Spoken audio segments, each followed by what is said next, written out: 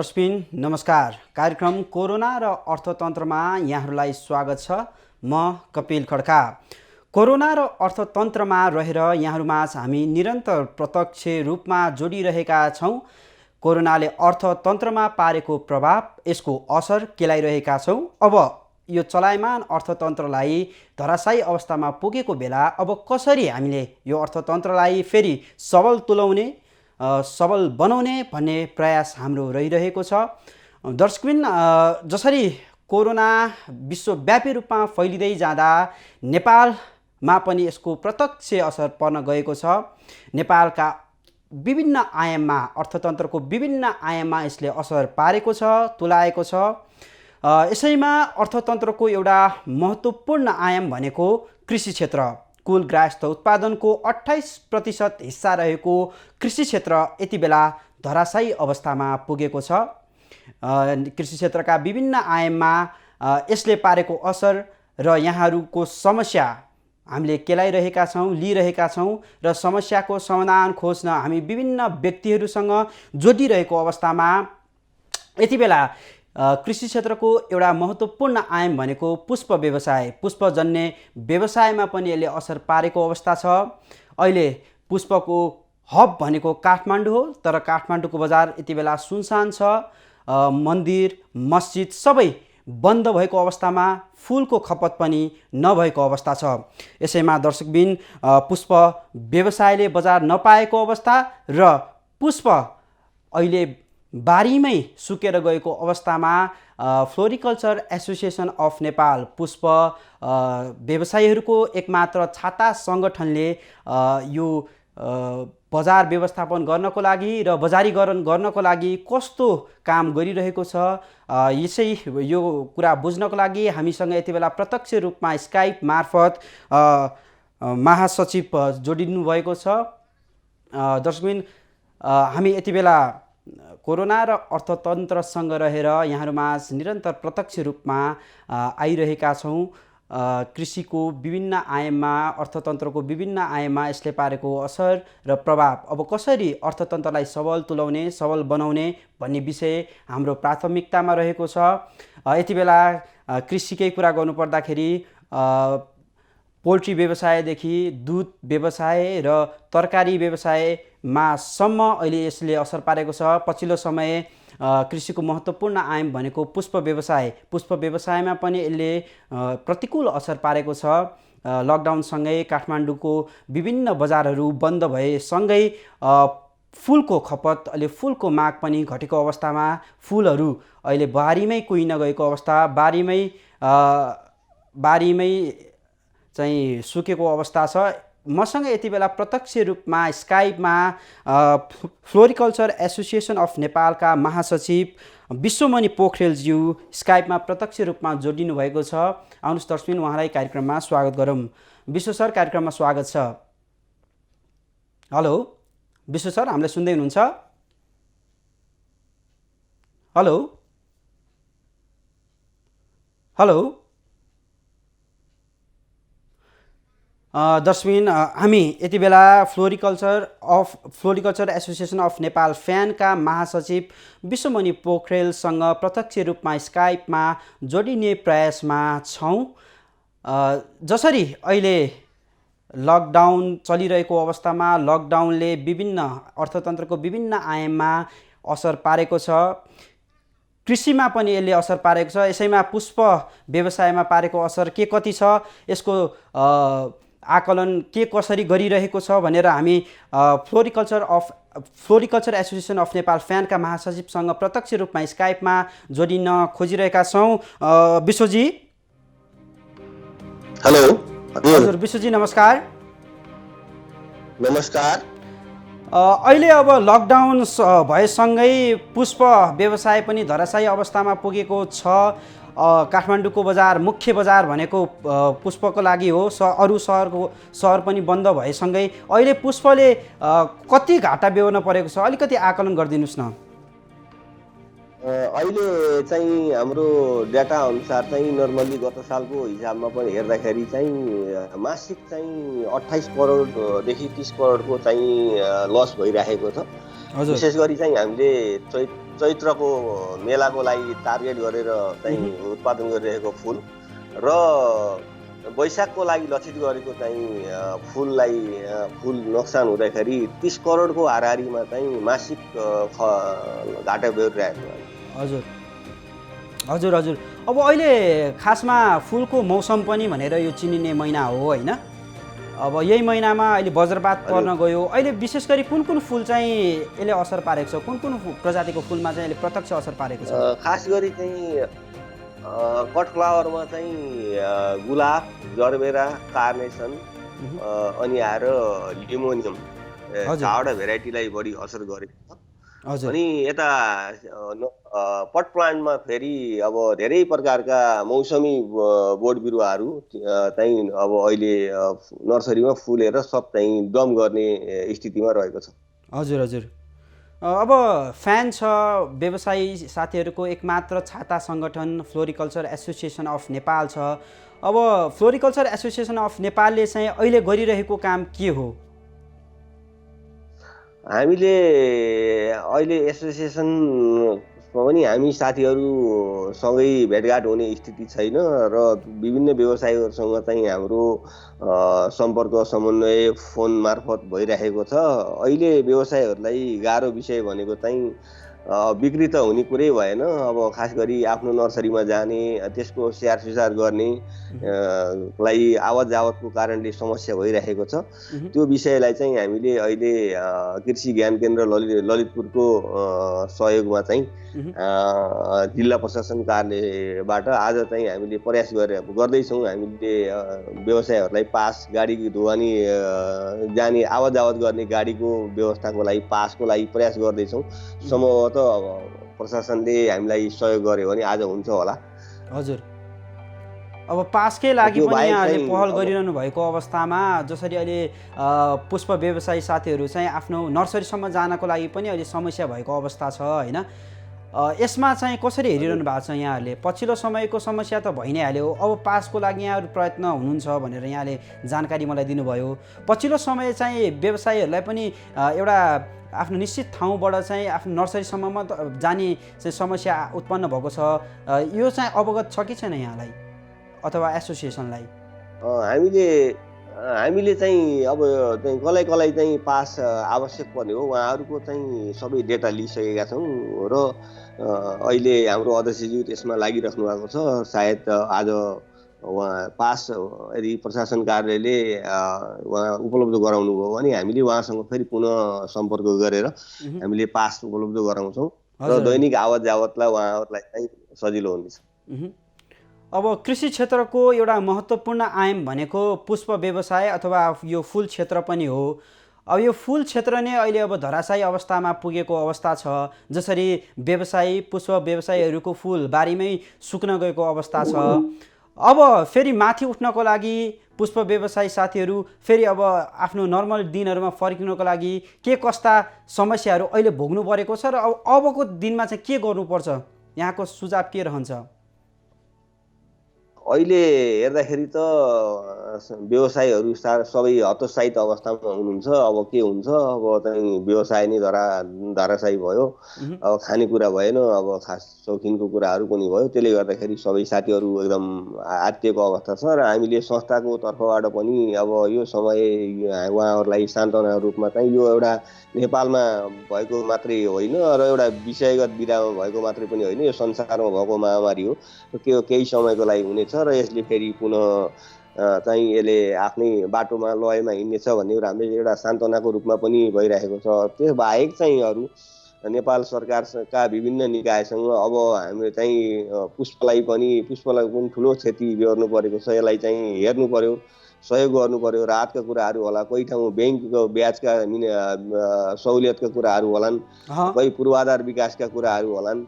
यी कुराहरूमा चाहिँ हामी अब सरकारसँग बसेर छलफल गर्ने तयारीमा छौँ।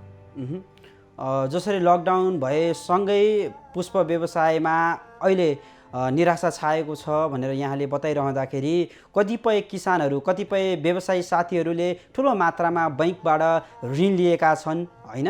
अब त्यो ऋणको चाहिँ ब्याज कसरी तिर्ने अथवा ऋणै कसरी तिर्ने भन्ने पनि एउटा अन्योलता छाएको अवस्थामा चाहिँ सरकारसँग यहाँहरूको माग कस्तो रहन्छ?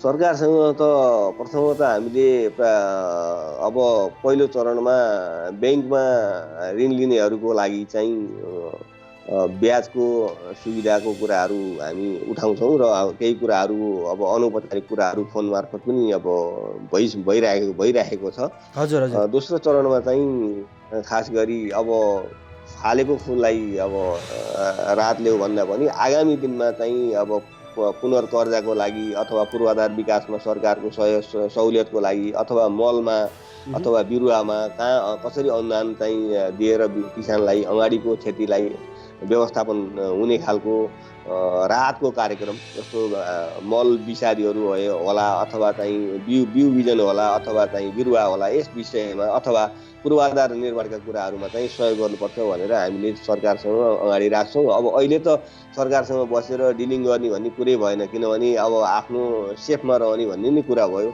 र आफ्नो फार्मलाई जोगाउने भन्ने नै कुरा चाहिँ पहिलो नम्बरमा रह्यो। अब जब चाहिँ लकडाउन खुल्छ हामी तत्काल चाहिँ हामी सरकारका विभिन्न निकाय मार्फत जस्तो कृषि विकास केन्द्र होला गोदावरीमा रहेको, अनि कृषि ज्ञान केन्द्रहरू भए, अनि प्रदेश सरकार लगायत सङ्घीय सरकारसँग बसेर हामी चाहिँ अब डायलग गर्नेछौँ। जसरी अब फुल त बारीमा नष्ट भइरहेको अवस्थामा सुकेर गइरहेको अवस्थामा बजार छैन, अब यसको विकल्प के हुनसक्छ? जसरी कुनै कुनै अवस्थामा हामीले खबर पनि हेरिरहेका छौँ, पढिरहेका छौँ अथवा देखिरहेका छौँ होइन, कतिपय पुष्प व्यवसायी साथीहरूले चाहिँ आफ्नो सहुलियतको दरमा चाहिँ फुलहरू चाहिँ दिइरहेको अवस्था छ मन्दिरहरूको लागि अथवा अरू कुनै होटलहरूको लागि। अब अहिले त होटलहरू पनि बन्द भएको अवस्थामा यसको विकल्प के हुनसक्छ? फुललाई कसरी सदुपयोगमा ल्याउने भन्ने विकल्प? खास गरी अब यसलाई प्रोसेसिङ गर्ने भन्ने कुरा हो, तर अब नेपालमा त्यस्तो अहिलेसम्म आइपुगेको छैन। गुलाब अथवा चाहिँ सयपत्रीबाट त्यसलाई चाहिँ प्रोसेसिङ गरेर अर्को रूपमा जस्तो अब तेल निकाल्ने अथवा चाहिँ बास्नादार पर्फ्युम निकाल्ने यी खालका कुराहरू छन्, तर हाम्रो नेपालमा त्यस्तो अभ्यास अझै भइसकेको छैन। अब जति उत्पादन भएको फुल हो त्यो चाहिँ बिक्री भयो भने भयो, नभए डम्प गरेर फाल्ने नै हो। अहिले त अब बिक्री हुने सम्भावना भएन, मन्दिर पनि बन्द छ, अब बजार पनि बन्द छ, होटलहरू पनि बन्द छ। त्यसले गर्दा सब फुलहरू चाहिँ काटेर फाल्ने नै गरिएको छ र केही साथीहरूले सम्भव भएसम्म उहाँहरूले 1 गते नयाँ वर्षको दिन केही साथीहरूले चाहिँ होटलमा पनि बिरामी डाक्टरहरूलाई पनि बाँडेर चाहिँ उहाँहरूले सेयर गर्नुभएको थियो। त्यो भनेको एकदम नगण्य मात्रामा हो र त्यसको धेरै राशि चाहिँ नोक्सान भएको छ।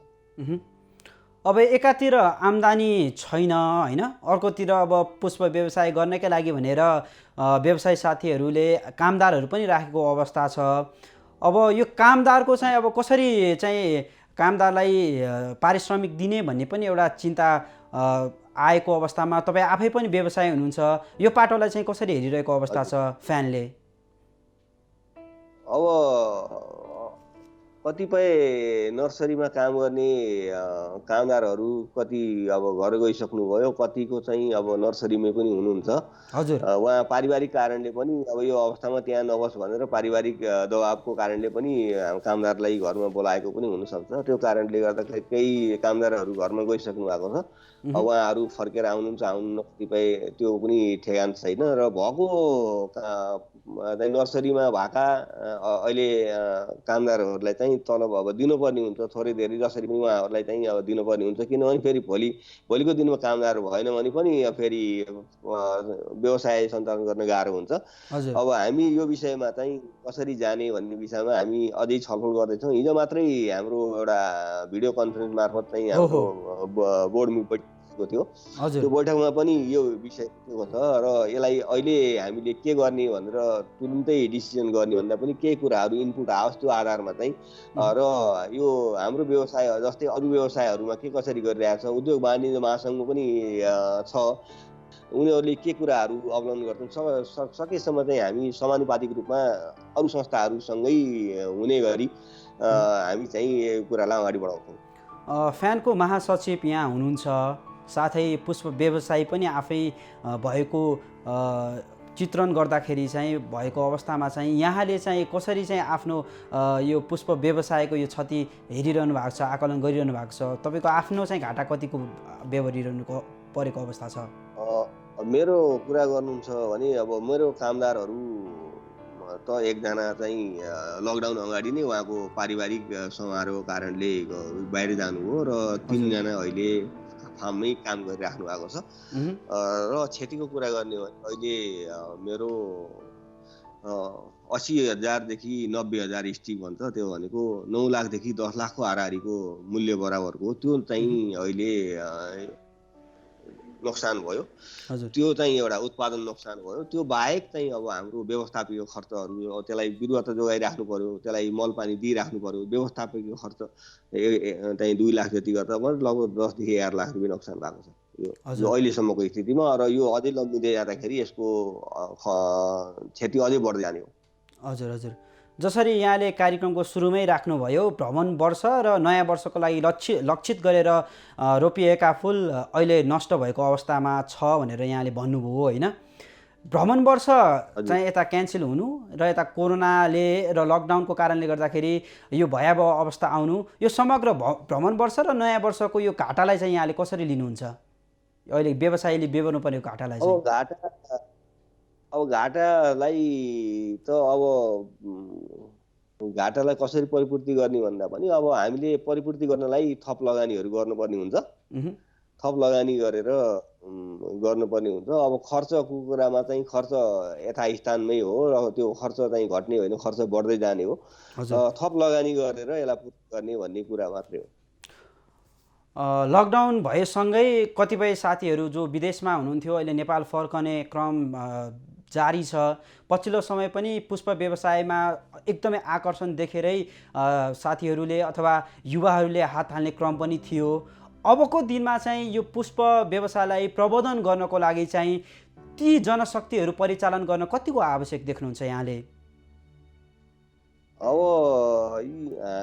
अहिले जति पनि चाहिँ नेपालमा पुष्पको लागि जनशक्ति छ, सबै काम गरेर अनुभव लिएका मान्छेहरू हुनुहुन्छ। यदि यो अवस्थालाई व्यवस्थापन गर्न सकिएन अथवा चाहिँ यसलाई जोगाउन सकिएन भने यी मान्छे जब पलायन भयो भने नेपालमा पुष्प व्यवसाय चाहिँ सकिन्छ। किनभने अब पढे लेखेको मान्छेले यसमा चाहिँ खासै काम गरेको छैन र धेरै पढे लेखेको मास्टर्स गरेको मान्छे चाहिँ यो व्यवसाय गर्दैन, ऊ जागिर खान्छ अथवा विदेश जान्छ, त्यस्तो स्थिति छ। त्यसले गर्दाखेरि चाहिँ यो एउटा चाहिँ हामीले त दिने सान्त्वना हो, हामीले दिने यसो गरौँ उसो गरौँ, यसलाई फेरि सम्भावनाको कुराहरू देखाउने हो। तर प्रोटेक्सन गर्ने चाहिँ व्यवसायमा आकर्षित गराउने काम सरकारको पनि हो, हाम्रो पनि हो। हामीले सम्भावना देखाइदिने हो। सरकारले चाहिँ यसमा लगानीको लागि स्रोत जुटाइदिने हो। हजुर, जुटाइदिने हो। अब अनुदान जरुरी छैन, बरु चाहिँ 5% सरकारको नीति हो, ब्याज सर्वसुलभ किसानहरूलाई सबैलाई चाहिँ सजिलो तरिकाले चाहिँ ऋण मात्रै 5%मा ऋण मात्रै दिन सक्यो भने सरकारको अनुदान 1 रुपैयाँ पनि नभए पनि केही फरक पर्दैन, अनुदानै चाहिँदैन।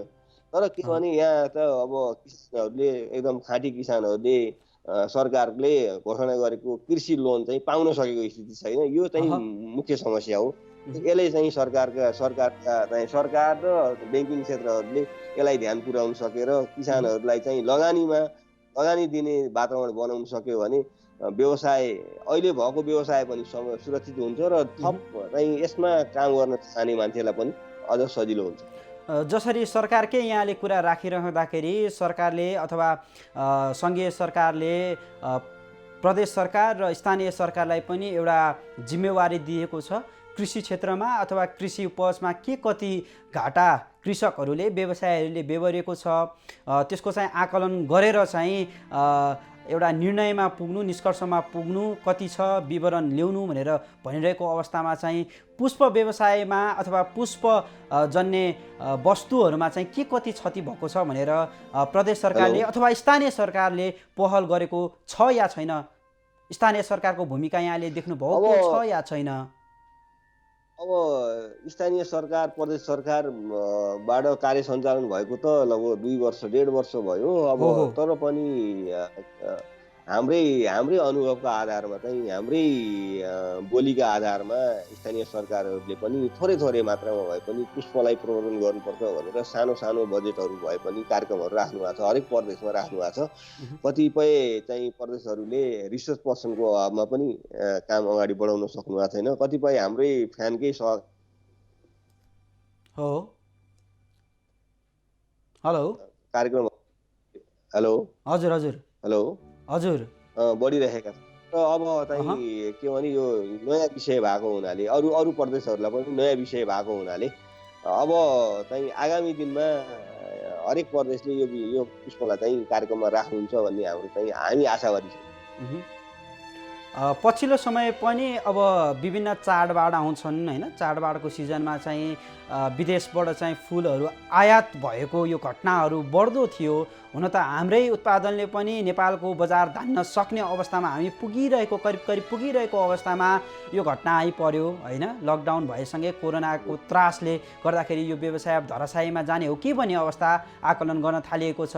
अबको दिनमा चाहिँ अब यो आयातित फुललाई रोकेर चाहिँ हाम्रै बजारको हाम्रै माटोमा उब्जनी भएको फुललाई चाहिँ व्यवस्थित गर्न के गर्नुपर्छ, यहाँको सुझाव के रहन्छ? पहिलो चरणमा चाहिँ यो हाम्रै देशमा उत्पादन बढाएर आत्मनिर्भर हुनुलाई 2-3टा कुराहरू चाहिँ ध्यान दिनुपर्ने हुन्छ। जस्तो एउटा लगानीमा जोड दिने, मैले अघि पनि भने अब व्यवसाय गर्नलाई आफ्नै पैसाले पुग्दैन, त्यस कारणले लगानीको स्रोतहरूको एउटा चाहिँ मुख्य कुरा हो। दोस्रो नम्बर चाहिँ भारत र नेपाल चाहिँ जोडिएको सिमाना जोडिएको देशहरू हुन्। यहाँ चाहिँ इन्डियामा हरेक क्षेत्रमा चाहिँ त्यहाँ लगानी सरकारको अनुदान छ, त्यसले गर्दा सस्तोमा उत्पादन हुँदाखेरि यो खुला बोर्डरको कारणले आयात हुन्छ। त्यो कारणले आयात हुने कुराहरू जुन चिज यहाँ छ त्यो कुराहरूलाई आयात गर्न दिने नदिने विषयमा सरकार पनि एकदम यकिन हुनुपर्छ। र विशेष गरी चाहिँ हामीले के उठाइरहेको विषय के हो भने क्वारेन्टाइन, जुन चाहिँ नेपालमा इन्डियाको उत्पादन भएको फुलहरू नेपालमा आउँछ त्यो फुल चाहिँ कम्तीमा इन्डियामा स्वच्छता प्रमाणपत्र फाइटोसेनिटरी भएको सामानहरू नेपालमा आयात हुनु पर्यो। र आयात गर्दाखेरि आयातको विधिहरू के हो त्यो विधि अपनाएर मात्रै आयात गरिनु पर्यो भन्ने हाम्रो भनाइ चाहिँ हो। जस्तो अब त्रिभुवन अन्तर्राष्ट्रिय विमानस्थलमा पनि सामानहरू आउँछ, अब त्रिभुवन अन्तर्राष्ट्रिय विमानस्थल आउँदाखेरि फाइटोसेनिटरी बेगरको सामानहरू आउँदैन। अनि अब हाम्रो खुला बोर्डरबाट चाहिँ जुन सामानहरू आउँछ त्यो फाइटोसेनिटरी बेगर आउँछ। त्यो कारणले गर्दाखेरि एउटा सेनिटरी त्यसले पनि यहाँ उत्पादनमा चाहिँ राख ल्याइरहेको छ। के भने ती रोगहरू जुन जहाँ सामानहरू आउँछ त्यो स्वच्छता बिना आएको सामानले यहाँ रोगहरू पैदा गरेको छ, त्यसले उत्पादनमा राख ल्याएको छ। त्यस कारणले सरकारले क्वारेन्टाइनलाई चाहिँ एकदम चुस्त बनाउनु पर्यो। त्यो भयो भने चाहिँ यहाँ चाहिँ उत्पादन चाहिँ वृद्धि हुन्छ। र हामीले लक्ष्य चाहिँ 5 वर्षमा हामी आत्मनिर्भर हुन्छौँ भनेको अहिले दोस्रो वर्ष हो। अब एउटा चाहिँ विशेष गरी समस्या आइरहेको भनेको 2टा विषयमा हो, एउटा सयपत्री र अनि केही अर्नामेन्टल प्लान्टहरूमा हो। अब सयपत्रीको विषय चाहिँ तिहारमा बढी नै आउँछ, किनभने तिहार चाहिँ मैले अगाडि पनि यही बिजनेस प्लस मार्फतै मैले भनिराखेको हो। तिहार चाहिँ कस्तो पर्यो भने एक दिनको लागि बढी खपत हुने पर्यो। त्यो कारणले गर्दा अहिले हाम्रो मासमा उत्पादन छैन। र फेरि तिहारलाई लक्षित गरेर तिहारलाई पुर्याउने हिसाबले उत्पादन गर्यो भने फेरि त्योभन्दा तिहार पछाडिको समस्या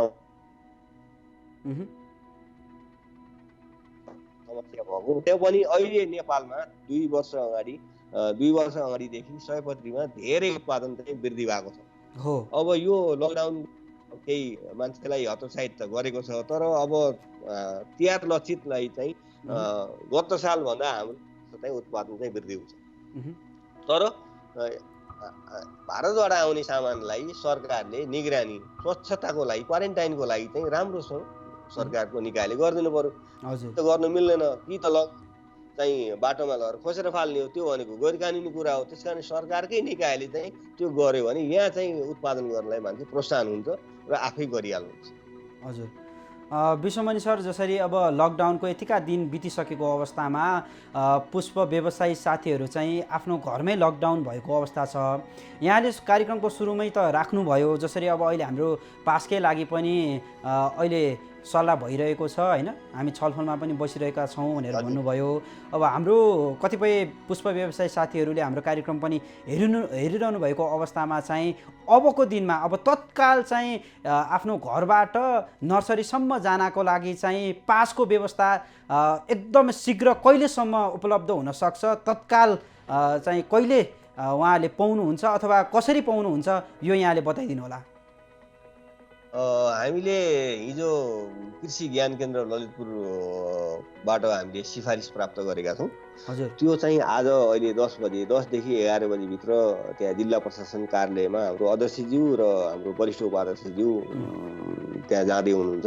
अहिले जिल्ला प्रशासन कार्यालयले पहिला चाहिँ निवेदनको आधारमा दिने गरेको थियो। अहिले त्यहाँ भिडभाड भएको कारणले जिल्ला प्रशासन कार्यालयले अनलाइन मार्फत चाहिँ एप्लिकेसन हाल्ने, कसलाई पास चाहिने हो त्यो डकुमेन्टको आधार हालेर चाहिँ गर्ने भन्ने कुराहरू आएको हुनाले अहिले चाहिँ त्यो प्रोसेसमा हुनुहुन्छ साथीहरू। अहिले बिहान अनलाइन भरेर अनि सायद त्यो चाहिँ मलाई लाग्छ आज बेलुकासम्म पास हुनुपर्छ भन्ने हाम्रो आशा हो।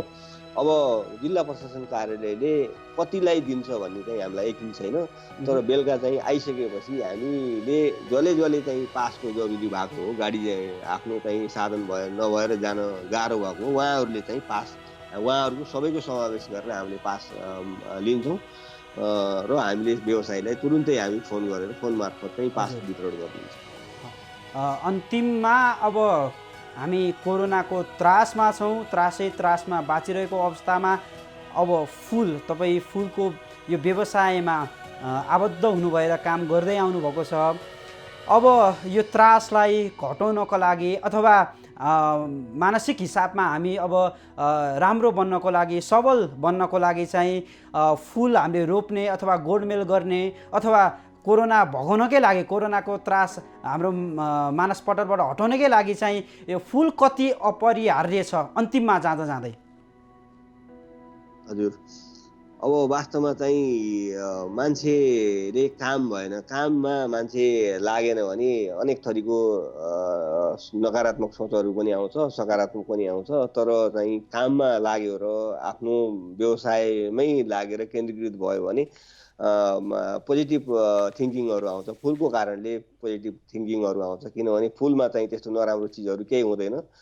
कति फुलहरूमा धेरै बास्ना हुन्छ, कतिमा रङ हुन्छ, त्यसले गर्दा मान्छेको दिमागमै त्यसले फ्रेस गर्छ, त्यसले गर्दाखेरि पोजिटिभ थिङ्किङहरू ल्याउँछ। त्यो कारणले गर्दाखेरि व्यवसाय गर्नेहरूले चाहिँ आफ्नो उद्यमलाई लकडाउन भनेर हतोत्साहित नभइकन चाहिँ गर्नु पर्यो, किनभने संसारमा भएको चिज हो। अब नेपालमा हामी कसैले चाहेर गरेको चिज पनि होइन। अब अनि यसको अहिले नियन्त्रणको उपाय पनि छैन। त्यो कारणले गर्दा सरकारले आफ्नो तर्फबाट प्रयास गरिरहेको छ। सरकारले गरेका निर्णय पनि हामी पालना गर्नै पर्यो, एउटा त्यो कुरा। अर्को कुरा चाहिँ जसले पुष्प चाहिँ किनेर लानुहुन्छ, घरमा लगेर चाहिँ रोपिराख्नु भएको छ, उहाँहरूले पनि यो फुललाई चाहिँ जोगाउनु पर्यो। हजुर, लकडाउन भनेर चाहिँ त्यतिकै बस्नु, उहाँले पनि त्यो चाहिँ त्यसलाई चाहिँ सुधारका फुललाई लगेको फुललाई सुधार गरेर राम्रो फुलाउनु पर्यो। उहाँको पनि चेतना, उहाँको पनि चाहिँ मनस्थितिमा पनि परिवर्तन आउँछ।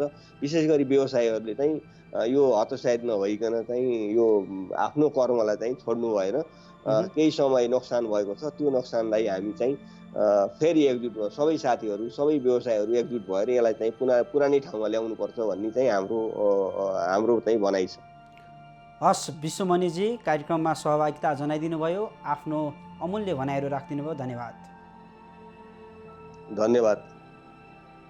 दर्शकबिन, उहाँ हुनुहुन्थ्यो फ्लोरिकल्चर एसोसिएसन अफ नेपाल फ्यानका महासचिव विश्वमणि पोखरेल। उहाँले जसरी अहिले पुष्प व्यवसायीहरू आफ्नो घरबाट आफ्नो फार्म अथवा आफ्नो नर्सरीसम्म जानको लागि पनि लकडाउनको कारणले गर्दाखेरि अति नै कठिन घडीमा अथवा फुल सुकेको अवस्थामा हामीले आफ्नो फुललाई हेरचाह गर्न पाएनौँ भनेर विभिन्न जिल्ला, विभिन्न देशका कुना कुनाबाट हामीलाई समस्याहरू आइरहेको अवस्थामा उहाँले चाहिँ आजको बेलुकीसम्ममा चाहिँ पासको व्यवस्था उचित पासको व्यवस्था मिलाइदिने, सम्बन्धित कृषि ज्ञान केन्द्रमा व्यवसायी साथीहरूले आफ्नो समस्या राख्न सकिने अवस्था रहेको भनेर हामीसँग जानकारी गराइदिनु भयो।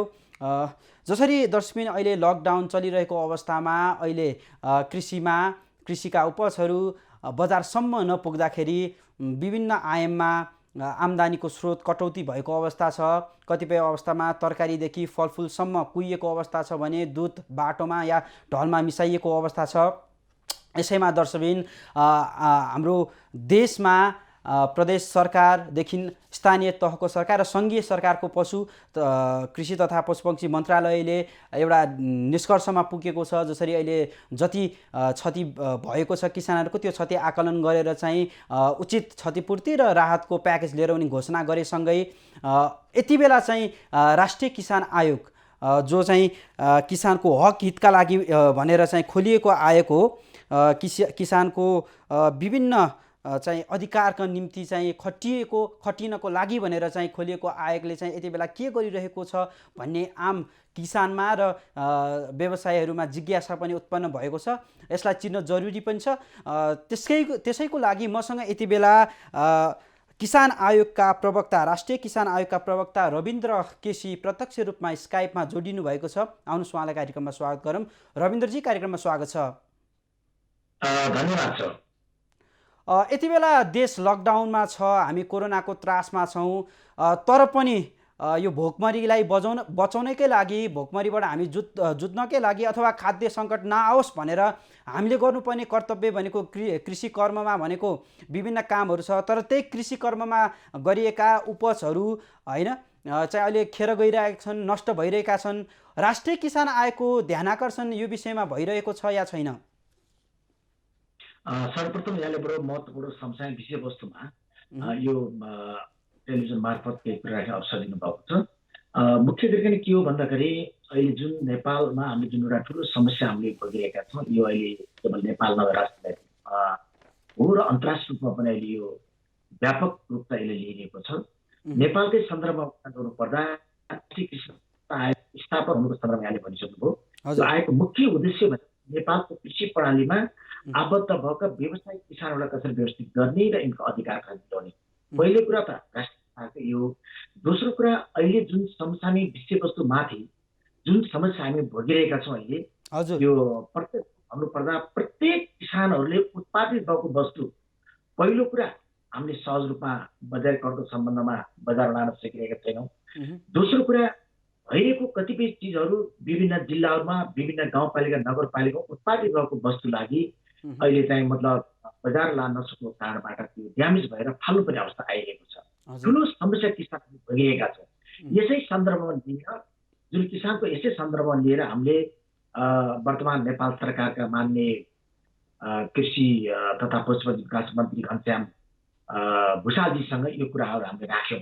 2 हप्ता अगाडि लकडाउन सुरु सेकेन्ड हप्तामै हामीले यो कुरा गरेर राख्यौँ र किसानको जुन व्यापक रूपमा समस्या आइरहेको छ, कैलालीदेखि लिएर पूर्व मेची झापासम्म समस्या आइरहेको छ, यसलाई कसरी समाधान गर्ने। कतिपय ठाउँमा दुध किसानले फालिरहेका छन्, कतिपय ठाउँमा तरकारी किसान तरकारी ड्यामेज गरेर फालिरहेका छन्, केरा किसानले केरा ड्यामेज गरेर फालिरहेका छन्। यसलाई राज्यको तर्फ कसरी व्यवस्थापन गर्ने। यो समस्या त नेपाल मात्र होइन, अन्तर्राष्ट्रियमा हो। छिमेकी देश चाइनामा भइरहेको छ, दक्षिण देश भारतमा भइरहेको छ। त्यहाँ पनि कुनै ढङ्गले राज्यले सम्बोधन गरेको सन्दर्भमा नेपालमा नै राज्यको तर्फबाट, सरकारको तर्फबाट उत्पादित वस्तुलाई किसानलाई राहत दिने सवालमा, किसानलाई चाहिँ मनोबल उच्च बनाउने सवालमा र किसानलाई नयाँ ढङ्गले लाग्नुलाई राज्यको तर्फबाट सम्बोधन होस् भनेर हामीले नेपाल सरकारका माननीय मन्त्रीसँग कुराकानी गऱ्यौँ र माननीय मन्त्रीलाई हुनुहुन्छ। मलाई लाग्छ, मलाई सुनाएको जानकारी अनुसार 80 भएको क्याबिनेटमा मन्त्री परिषदमा कुरा पेश भएको छ र प्रधानमन्त्रीज्यूले यो सम्बोधन गर्नुपर्छ भनेर उहाँ पोजिटिभ हुनुहुन्छ र यसमा सकारात्मक हुनुहुन्छ। र यो कुरा के भइरहेको छ, उहाँले चाहिँ अहिले जुन एउटा यो कोरोनाको चाहिँ जो संयोजक हुनुहुन्छ प्रधानमन्त्री ईश्वर पोखरेल, उहाँलाई चाहिँ यसलाई गरेर अर्को क्याबिनेट पेश गरेर भनेर भन्नुभएको कारणले यसमा हामी आशा राख्नुपर्छ र आयोगले यी पहल कदमहरू हामी गरिरहेका छौँ।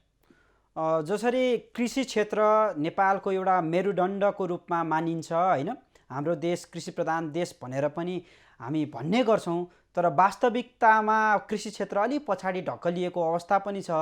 अब यो कोरोनासँगै कृषि क्षेत्र ध्वस्त भएको अवस्थामा यो परिस्थितिबाट जोगाउनको लागि चाहिँ तत्काल गर्नुपर्ने काम के हो, आएको के सुझाव रहन्छ? पहिलो कुरा त राज्यको तर्फबाट नेपालको कृषि प्रणाली जुन मेरुदण्ड भनेको छ, अर्थतन्त्रको पहिलो मेरुदण्ड भनेको कृषि नै हो। अब हाम्रो विषय आइरहेको छ, यो स्टार्टिङ मात्र हो। यसलाई सन्दर्भ भनौँ या एउटा अवसर भनौँ या चुनौती भनौँ, यो तिनटै कुरालाई हामीले यसलाई मध्यनजर राख्नु जरुरी छ। कुन माने मैले यसलाई अवसर भनेको छु भन्नुहुन्छ भने एउटा नेपालमा कृषि अब राज्यको तर्फबाट मलाई बुझ्छ जस्तो लागिरहेको छ सरकारले, वर्तमान सरकारले यस सन्दर्भमा। किन भन्दाखेरि एकातिर त ठुलो समस्या हामी भोगिरहेका छौँ, दोस्रो कुरा के छ भन्नुहुन्छ भने यसलाई नयाँ आधुनिकीकरण गर्नु जरुरी छ र राज्यको तर्फबाट तत्कालको समस्या के हो भने यसलाई राहत दिनुपर्दछ, यसलाई चाहिँ राहतको रूपमा उपलब्ध गराउनुपर्छ र आगामी दिनमा दीर्घकालीन प्रणाली लिएर जानलाई मेरुदण्डको रूपमा कृषिलाई साँच्चै नै अर्थतन्त्रको मेरुदण्ड रूपमा यसलाई अगाडि लाने हो, त्यसलाई आत्मनिर्भर बनाएर लैजाने नै हो भने यसलाई वैज्ञानिक ढङ्गले अगाडि लानु जरुरी छ। के हो भन्दाखेरि पहिलो त समाधानको लानु पर्यो तत्कालीन समस्यालाई। दोस्रो कुरा भने के हो भन्नुहुन्छ भने एउटा ठुलो मास्टर प्लान बनाएर लिएर जान्छ आत्मनिर्भर लानको लागि। कृषिलाई ग्राहक सब लोनको व्यवस्था हुनु पर्यो, लङ प्रेसको लोनको व्यवस्था हुनु पर्यो, उत्पादित वर्ष राज्यले यसलाई उत्पादनको लागतको आधारमा राज्यले यसलाई चाहिँ के गर्नु भने व्यवस्थापन गरिदिनु पर्यो, अनि मात्र अगाडि जान सकिन्छ।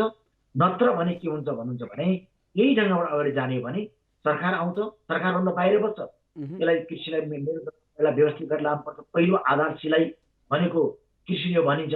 जब सत्तामा पुगिसकेपछि कुर्सीमा पुगिसके यसलाई हेर्ने दृष्टिकोण नयाँ चेन्ज छ।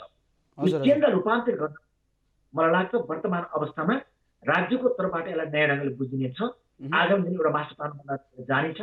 मैले यो रविन्द्रज्यू, अब यो अवस्थाबाट कृषिलाई माथि उठाउनको लागि चाहिँ तत्काल अल्पकालीन र दीर्घकालीन योजनाहरू चाहिँ राष्ट्रिय किसान आयोगसँग के छ बुदागत रूपमा? आयोगको तर्फबाट मुख्य भनेको हामी कार्यान्वयन गर्ने बढी होइन, हामीले एउटा के भने समस्या लिएर सम्बन्धित सरकार समक्ष मैले योजनाको कुराहरू गरेको समाधान गर्ने सदनमा हाम्रो कार्यसूची के छ अहिले तत्काल। यसलाई अब हामी तुरुन्तै मिटिङ बस्छ आयोगको निगमबाट देशैभरिबाट हामीसँग डाटा कलेक्सन भइरहेछ। अहिले केराको सन्दर्भमा के छ, टमाटरको सन्दर्भमा के छ, पशु पन्छीको बाख्रा भनौँ अथवा चाहिँ गाई भैँसी माछाको कुराहरू गरौँ, तरकारीको कुराहरू गरौँ, यी विविध कुराको सन्दर्भमा यी समस्याहरू आइरहेको छ डिटेल रूपमा।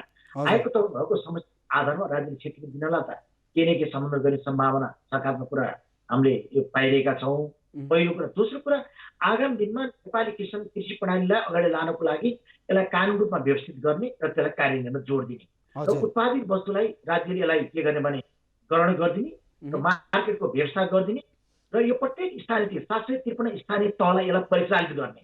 केवल सङ्घीय सरकारले मात्र सम्भव छैन, प्रदेश सरकारले मात्र सम्भव छैन, यसलाई सबभन्दा स्ट्रङ बोडी भनेको के हो भन्दा स्थानीय सरकार हो।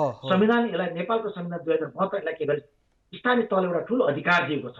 अधिकार भने केवल बाटाघाटा निर्माण गर्ने मात्र होइन, आत्मनिर्भर गरेर त्यहाँको कृषि प्रणालीलाई व्यवस्थित मर्यादित अगाडि लानको लागि, आत्मनिर्भर बलियो भएर लानको लागि मुख्य आधार भनेको कृषि क्षेत्रलाई एउटा मजबुत बनाएर लिएर जानुपर्छ, यसलाई अधिकरण गर्नुपर्छ, उहाँहरूले स्वामित्व लिनुपर्छ र यसलाई के गर्नुपर्छ भन्दाखेरि बजारीकरणको व्यवस्थापन उनले गर्नुपर्छ र उत्पादित वस्तुलाई एउटा के भने लाभको आधारमा यसलाई चाहिँ के गर्नुपर्छ भने राज्यले समन्वय गर्ने व्यवस्था गर्न सक्यो भने मात्र यो प्रणाली अगाडि जान सक्छ, दीर्घकालीन रूपमा हामीले सफलता प्राप्त गर्न सक्छौँ। हजुर, अब यहाँले चाहिँ स्थानीय तहको र स्थानीय सरकारको भूमिका एकदमै ठुलो रहन्छ। यो अब अहिलेको चरणमा पनि विभिन्न निर्णयहरू भएका छन्, राहतका प्याकेजको घोषणा पनि भएको छ, तर यो कार्यान्वयनमा जाला नजाला यो आफ्नो पाटो होला। तर पनि पछिल्लो विगतका दिनहरू हेर्ने हो भने पनि अनुदानको पाटोको कुरा गर्दाखेरि किसानले र उचित किसानलाई सही किसानलाई चाहिँ त्यो अनुदान परिचालन भएको अवस्था थिएन। अब पनि यो राहतको प्याकेज ती साना किसानहरूमा पुग्लान् नपुग्लान्, यो परिचालन होला नहोला, यसको अनुगमन प्रक्रिया कस्तो हुनुपर्छ, यहाँको सुझाव कस्तो रहन्छ? बडो महत्त्वपूर्ण कुरो ल्याउनु भएको छ यहाँले। योभन्दा पहिलाको विगतको समीक्षा गर्दै हामी आयोगको विगत 4 वर्षको सन्दर्भमा स्थापना पश्चात हामीले एउटा गम्भीर ठुलो मिसयुज थियो। मन्त्री र सचिवको नजिक अथवा कर्मचारीको नजिक पर्छ, उसले माध्यमबाट लाने, परिषदबाट लाने, मतलब स्थानीय तहबाट लाने। यो त केही मतलब 2-2.5 वर्ष मात्र भयो स्थानीय तह स्थापना भएको नेपालमा। हामी नयाँ पार्टिसिपेन्ट छौँ, केही त्रुटि पनि होला। प्रत्येक समीक्षा गर्दै आयोगको तर्फबाट हामीले सम्बन्धित मन्त्रालयमा हामीले के पेश गरेका छ भने यो जुन अनुदानको प्रणालीलाई पारदर्शी ढङ्गमा जानु पर्यो भनेर हामीले भन्यौँ र के हो भन्दाखेरि सुधार गर्ने उपाय किन हामीले बिलिङ सिस्टमबाट जानुपर्छ, बैंक सिस्टमबाट जानुपर्छ, क्यास टु क्यास होइन। क्यास टु क्यास भन्दाखेरि के हो भन्दाखेरि अन द टेबलको कुरा पनि हामीले सुन्यौँ यता कता 40% र 60% कुरा आयो, केही मिसिस कुरा आयो। यसलाई मध्यनजर राख्दै वास्तविक किसान को, वास्तविक मतलब कृषि पढाइमा लामो समय आबद्ध भएको को, पहुँचभन्दा बाहिरको किसान को भन्ने सन्दर्भ मध्य लिएर अब नयाँ सुधारको कुरा आएको छ। वर्तमान अहिले हाम्रो मन्त्रीज्यू जन घनश्याम भुषाल मन्त्रीज्यूले पनि एउटा के गर्नुभएको छ भने 5 बजे ल्याउनु भएको छ यसलाई नयाँ ढङ्गले कन्ट्रोल गर्नको लागि। कन्ट्रोल गर्न सक्छौँ, वास्तविक किसानलाई कसरी सम्बोधन गर्न सक्छौँ, उनको मनोबल हामीले कसरी उच्च बनाउन सक्छौँ, उत्पादित वस्तुलाई कसरी बजारीकरण गर्न सक्छौँ भन्ने सन्दर्भमा यो विशेष नहोस् भने नयाँ ढङ्गको एउटा 5 बजे उहाँले एउटा जारी गर्नुभएको छ। यो सातै प्रदेशका सम्बन्धित कृषि तथा भूमि व्यवस्था सहकारी मन्त्रीहरू, सचिवहरू र सङ्घीय मन्त्रालय हाम्रो मान्य मन्त्री घनश्याम भुषालजीको अध्यक्षतामा एउटा ठुलो कार्यक्रम उहाँले एउटा राख्नु भएको छ मिटिङ 2 दिनको। यसले एउटा नयाँ किसिमको एउटा रूपरेखाहरू रेखाङ्कनहरू बनेको छ। कार्यान्वयन हुन के बाँकी छ, तर मलाई लाग्छ यहाँलाई केही सन्देश भन्न चाहन्छु भने यहाँको टेलिभिजन मार्फत आगामी दिनमा एउटा वैज्ञानिक ढङ्गबाट लिएर वास्तविक किसानले पाउन सक्दछ। जो सर्वहारा वर्ग हो, जो एउटा आधारभूत वर्ग हो, जो बैंकको बिचमा पुग्न सक्दैन, जो ठुलाबडा मन्त्री र मान्यहरूको बिचमा पुग्न सक्दैन, त्यस्तो सम्बन्धित व्यक्तिलाई त्यस्तो चाहिँ एउटा वास्तविक उत्पादक किसानको लागि सम्बन्धन होस् भन्ने ढङ्गबाट सम्बन्धन हुनको लागि एउटा नयाँ रूपरेखा तयार गरिएको छ। आशा गरौँ, मलाई लाग्छ हामी त्यो ढङ्गको हाम्रो जुन भनेको माग पुरा गर्ने छ भनेर राष्ट्रिय कृषि आयोगको चाहिँ दृढ चाहिँ विश्वास छ। हजुर, अब हामीसँग यति धेरै स्थानीय तहका सरकारहरू छन् होइन, तर पनि स्थानीय सरकारको तालमेल अथवा स्थानीय सरकारको किसानसँगको समन्वय नभएकै कारणले गर्दाखेरि हाम्रो कृषि उपजहरू तरकारीदेखि फलफुल होइन बारीमै कुहिने अवस्थामा, पाक्ने अवस्थामा गएको विडम्बना हामीले देखिरहेका छौँ। किसानका दूतहरू खेर गइरहेको अवस्था छ। यही अवस्था रह्यो भने अथवा हामीले त्यो किसानका उपजहरू राम्रोसँग जोगाउन सकेनौँ, बजारीकरणको व्यवस्था सुदृढ बनाउन सकेनौँ भने भोलिको दिनमा भोकमरीको यो समस्या आउला नआउला, खाद्य सुरक्षाको चाहिँ समस्या आउला नआउला, के लाग्छ यहाँलाई? अनि यस्तो समस्या हेर्नुहोस्, हामीले विगतदेखि भोग्दै आएको कुरा हो। योभन्दा पहिला हाम्रो डाटा हेर्नु संसारभरि कुनै न कुनै ढङ्गबाट यस्ता रोग व्याधिहरू महामारीको रूपमा चाहिँ राष्ट्रव्यापी रूपमा अन्तर्राष्ट्रिय रूपमा आइरहेको छ। अहिले भनौँ 200 राष्ट्र 10 राष्ट्रभन्दा बढीमा यो चाहिँ अहिले यो महामारी कोरोना चाहिँ सुरुवात भएको छ। ठुलो समस्या रूपमा आइरहेको छ। यो त स्टार्टिङ कहिले हिँड्ने हुन्छ थाहा छैन।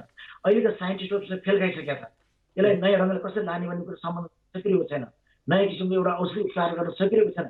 यस कारण के छ भन्नुहुन्छ भने राज्यको तर्फबाट सबभन्दा आत्मनिर्भर गर्नको लागि मुख्य भूमिका र मेरुदण्ड, स्थायी मेरुदण्ड, त्यो पनि आत्मनिर्भर र स्थायी मेरुदण्ड भनेको कृषि प्रणाली नै हो।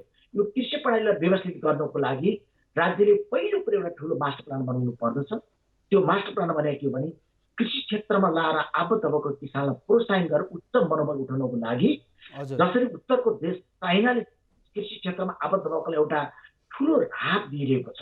उहाँ त 85% राहत दिन्छ। यहाँकै कुरा गर्नु 70% किसानलाई राहत दिएको छ।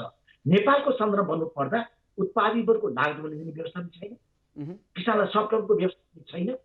किसानले त अझ तपाईँ लोनको कुरा ब्याङ्कहरूले लोन किसान भनेको दिने व्यवस्थै छैन, हेर्नै सक्दैन। उनले घर, रेडियो, टेलिभिजन, गाडी किन्नु पर्यो भने आह्वान गर्छन्। किसानहरू त्यहाँ पुग्न बित्तिकै ल चिया खाने, कफी खाने सम्बन्ध गर्छ। तर एउटा वास्तविक किसानले म 500 गाई पाल्छु, 500 बाख्रा पाल्छु, म तरकारी खेती गर्छु, माछा व्यवसाय गर्छु भने कोही किसान गयो भने भेटिदिँदैन। किन भन्दाखेरि किसानबाट रिटर्न आउन सक्दैन भने एउटा त्यस्तो एउटा मानसिक रूपमा एउटा त्यस्तो किसिमको उनीहरू चाहिँ गर्जित छ। त्यसलाई अन्तर गर्नुपर्छ, ती बैंक रूपान्तर गर्नुपर्छ कृषि प्रणालीलाई। राज्यले सिङ्गो राज्य के हुनुपर्छ भन्दाखेरि रूपान्तर हुनु जरुरी छ र राज्य रूपान्तरमा अर्थ मन्त्रालय, राष्ट्र ब्याङ्क लगायत विभिन्न ब्याङ्कको रूपान्तर हुनुपर्दछ। कृषि प्रणालीलाई पहिले ग्राहक दिनुपर्दछ। राज्यले तपाईँ सब्सिडी कुरा आउँछ, लन प्रतिशतको लनको कुरा आयो, उत्पादित वस्तुको बजारीकरणको कुरा आयो, साथै प्रति स्थानीय तहलाई प्रत्येक गाउँपालिका, नगरपालिका, स्थानीय तहले के बजारको व्यवस्था गर्नुपर्दछ। उत्पादित वस्तुलाई बजारीकरण गर्नुपर्दछ, उसको ग्यारेन्टी ल्याइदिनु पर्दछ। तपाईँले 100 बाख्रा पाल्नुहोस्, खसी लिनुहोस्, हामी खरिद गरिदिन्छौँ। तपाईँले यति 1000 लिटर दुध पाल्नुहोस्, हामी खरिद गर्छौँ। जबसम्म ग्यारेन्टी हुँदैन तबसम्म किसानहरू हुँदैनन्। यदि यही ढङ्गले जाने हो भने भोलि किसान प्रायः भएर यो देशमा सारा बाहिरबाट लिएर खानुपर्ने अवस्था छ। कृषि प्रधान देश भन्छ, उदाहरण हेरौँ, तपाईँको 13% मात्र त्यहाँको 35-40 करोड पपुलेसन पालिएको छ। इजरायलको कुरा गर्नुहुन्छ भने 2 करोडभन्दा बढी पपुलेसन छ, 2% मात्र कृषिमा आधार छ। उसले आफूले 2 करोडलाई त्यहाँ पालेर युरोप र अमेरिकालाई सप्लाई गर्छ। नेपाल जस्तो कृषि प्रधान देश अहिले पनि तपाईँ 65% मेयर एबाउटमा किसिम आधारित छ, आत्मनिर्भर छ। सम्भावना छ नेपालमा, व्याख्या गर्न चाहदैन। तर यस्तो सम्भावना भौगोलिक वातावरण, क्लाइमेट, यहाँको भूगोलले जुन साथ दिइरहेको छ, तर जस्तै सम्बोधन गर्ने परेको छैन। आगामी बजेटमा यसलाई बढीभन्दा बढी ल्याउनु पर्दछ। अनि मात्र कृषिबाट अहिलेको कुल बजेटको तपाईँको 2.6% मात्र चाहिँ बजेट विनियोजन गरिएको थियो। हजुर यो रविन्द्रजी, ढङ्गले जसरी हामीले केही समय अघि अनुदानको पाटो केलायौँ होइन, सरस्वती अनुदानको यो परिचालन, यो ढङ्ग पनि मिलेको छैन, यहाँले राख्नु पनि भयो। यसैमा अब अहिले लकडाउन चलिरहेको अवस्थामा सङ्घीय सरकारले स्थानीय र प्रदेश सरकारलाई चाहिँ किसान पहिचान गरेर किसानका के कति क्षति भएका छन् विवरण सङ्कलन गरेर तत्काल क्षतिपूर्तिको चाहिँ दायराभित्र ल्याउनु भनेर यो निर्देशन दिइरहेको अवस्थामा जसरी अब अहिले किसान पहिचान गर्न पनि कतिपय अवस्थामा समस्याहरू आएका छन्, अब अहिले पनि आएको अवस्था छ। यसैमा यसलाई सहज होस् भनेर राष्ट्रिय किसान आयोगलाई पनि एउटा जिम्मेवारी दिएको थियो, जुन किसानको कल्याणकारी योजनादेखि लिएर किसान परिचय पत्र र किसानको सुरक्षा पेन्सनसम्मको यो थियो। अब यो अहिले किसानको परिचय पत्र, यो कल्याणकारीको कामहरू चाहिँ कहाँ पुगेका छन्? हेर्नुहोस्, विडम्बनाको कुरा यो किसान परिचय पत्रको सन्दर्भमा अहिले जुन समस्या आइरहेको छ, यदि किसान वास्तविक किसानको जुन बेला आइडेन्टिटी कार्ड पाउँछ, जुन परिचय पत्र उसले प्राप्त गर्न सहज थियो कि राज्यलाई सबभन्दा महत्त्वपूर्ण कुरा थियो। यो हामीले 7% सुरुवात गर्ने हामीले योजना बनाएका थियौँ। विडम्बनाको कुरा के भइदियो भने अहिले त्यहाँ आएको चाहिँ 23 करोड रुपियाँ त्यसलाई कटअप गरेर रासायनिक मलमा चाहिँ ट्रान्सफर गरियो। र मलाई लाग्छ आगामी आर्थिक वर्षमा त्यो बजेट व्यवस्था भएर यस किसान परिचय पत्रको सन्दर्भमा पुनः हामी अगाडि जाने एउटा योजना बनिरहेका छौँ। माननीय मन्त्रीजी एकदम पोजिटिभ हुनुहुन्छ, उहाँले के गरौँ भन्ने धारणा साथ मैले माननीय मन्त्रीलाई अस्ति हाम्रो छलफल क्रममा यही राहत कसरी दिने, कसरी सम्बन्ध गर्ने, किसानको ठुलो क्षति भयो भन्ने सन्दर्भमा हामीले माननीय मन्त्रीसँग ठुलो छलफल गऱ्यौँ। मन्त्रालयमा गएर माननीय मन्त्री ठुलो सहकार ढङ्गमा लिनुभयो। उहाँको एउटा इमेज कुरा हो, तपाईँ एउटा नयाँ विचार साथ आउनुभएको मान्छे हो, तपाईँ योजना भिजन दिन सक्ने मान्छे हो, राष्ट्रले ठुलो अपेक्षा गरेको छ। घनश्याम भुषाल जस्तो मान्छे यो मन्त्रालय पाएको छ, यसलाई कसरी लान सक्नु माननीय मन्त्री, एउटा चुनौती अवसर छ, यसलाई सम्बोधन गर्नु न माननीय मन्त्रीलाई मैले कुरा भनेको। त्यसकारण किसान परिचय पत्र महत्त्वपूर्ण, उहाँ पनि मतलब कन्भिन्स हुनुहुन्छ, उहाँ यसमा एकदम सकारात्मक हुन्छ माननीय मन्त्रीज्यू। एउटा कुरा। दोस्रो कुरा, आगामी बजेटबाट हामीले यसलाई लिएर सम्बन्धन गर्नुपर्छ। किसान परिचय पत्र अहिले सुरुवात भएको, यदि किसान परिचय पत्र हुन्थ्यो भने म पनि किसान, एउटा 50% आएको किसान, तपाईँको भर्खर गएको सुटिङ पनि किसान, त्यो ढङ्गले भयो त भएन नि। सबभन्दा महत्त्वपूर्ण यसलाई के हो भन्नुहुन्छ भने किसान वर्गीकरण हुनु जरुरी छ। किसान वर्गीकरण भइसक्यो भने मात्र यो सहज रूपमा यो हरेक कुरा चाहिँ यो मिसिएको कुराहरू आउँछ, अनुदानको कुराहरू आउँछ, वास्तविक पाउन सकिसकेन लगानी गर्ने कुराहरू आउँछ, यसले सम्बन्धन गर्न सक्यो भने मात्र अगाडि जान सक्छ। किसान परिचय पत्र जुन यहाँले कुरा उठाउनुभयो त्यो आगामी दिनमा यो सम्बन्धन जरुरी छ, यसको त विकल्पै छैन। किसान परिचय पत्र जस्तो हामीले गर्न सक्दैनौँ, किसानको वर्गीकरण गर्न हामी सक्दैनौँ, हामी अगाडि बढ्न सक्दैनौँ। जरुरी छ, हुन्छ। रविन्द्रज्यू, जसरी हामीले अब अहिले लकडाउनको अवस्था चलिरहेको छ, अब हामी राष्ट्रिय किसान आयोगले के काम गरिरहेको छ भनेर पनि आम किसानलाई, आम दर्शकबिनहरूलाई हामीले जानकारी गराइरहेको अवस्थामा अब हामी अन्तिममा पनि आइसकेका छौँ। अन्तिममा जाँदै कतिपय किसानहरूलाई अझै पनि राष्ट्रिय किसान आयोगको काम, कर्तव्य र अधिकारको विषयमा थाहा छैन। यो अन्तिममा जाँदै यो प्रश्न पारेर गइदिनु होला।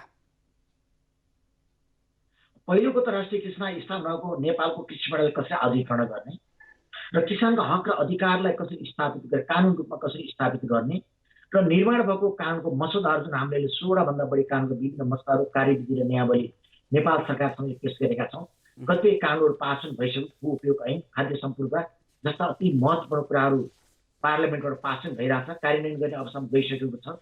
जस्तै किसान वर्गीकरणको कुराहरू, किसान परिचयको कुराहरू, किसान उत्पादित वस्तुको लागत मूल्य दिलाउने कुराहरू, राज्यले जिम्मा लिने कुराहरू, सफ्ट लोनको कुराहरू, बाँझो जग्गा राख्न नपाउने कुराहरू लगायत विविध कुराहरूको सन्दर्भमा हामीले पेश गरेका छौँ। पहिलो कुरा।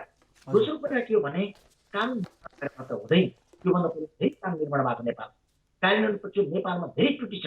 त्यो कार्यान्वयन पक्षलाई एउटा कार्यान्वयन गर्ने सभामा आम नेपाली किसानहरू 2 करोडभन्दा बढी किसानहरू नेपालमा आबद्ध हुनुहुन्छ। उहाँहरूलाई राष्ट्रिय किसान अभिभावकको रूपमा स्थापना भएको छ। यहाँको आवाज लिएर हामीले नेपाल सरकारसँग जानियो। हाम्रो ब्याकबोन, ब्याक स्ट्रङ भनेको उहाँ किसानहरू हो। उहाँले दिएकोलाई कार्यान्वयन गर्न हामी जोड बढीभन्दा बढी गर्नेछौँ। दोस्रो कुरा। तेस्रो कुरा भनेको वर्तमान अवस्थामा जो नेपालको किसानले ठुलो एउटा महामारीबाट हामी अहिले चाहिँ ग्रसित छौँ। उहुँ, यो हामी कोरोना भाइरसको कारणले गर्दाखेरि उत्पादित वस्तु मार्केटमा आउन सकेन, टुरिज्म सेक्टर सब ब्याक भइसकेको छ एकदम मात्र। हजुर हजुर सहयोगहरूले देश दैनिक मान्छेहरू बोकिरहेको छ, अन्तिम आइसक्यो। 5 स्टार होटल, 2 स्टार होटलहरू जम्मै बन्द छन्। उत्पादित वस्तु प्रयोग गर्ने हस् होटलमा रविन्द्रज्यू, छैन। हामी कार्यक्रमको यस अन्त्यमा आइसकेका छौँ। यहाँको महत्त्वपूर्ण भनाइको लागि धन्यवाद। र यहाँलाई पनि धेरै धेरै यहाँको रेडियो टेलिभिजन मार्फत जुन अवसर प्राप्त गर्नुभएको हुनाले यहाँलाई म धेरै धन्यवाद दिन चाहन्छु। हस् दर्शकबिन, उहाँ हुनुहुन्थ्यो राष्ट्रिय किसान आयोगका प्रवक्ता रविन्द्र केसी। दर्शकबिन, आजको यो श्रृङ्खलामा हामीले यहाँहरूमाझ किसानका समस्या जति पनि आएका थिए त्यो किसानका समस्याहरू अब कसरी सल्टाउने, कसरी अब किसानहरू अगाडि बढ्नको लागि चाहिँ सहजीकरण भूमिका खेल्ने, सरकारका ती निकायहरूको दायित्व कस्तो रहन्छ भन्ने विषयवस्तुमा रहेर कोरोना र अर्थतन्त्रमा यहाँहरूमाझ प्रत्यक्ष प्रसारणमा हामी जोडियौँ। अब अहिलेलाई भने यहाँहरूमाझ म छोटो व्यावहारिक विश्राममा जान चाहे।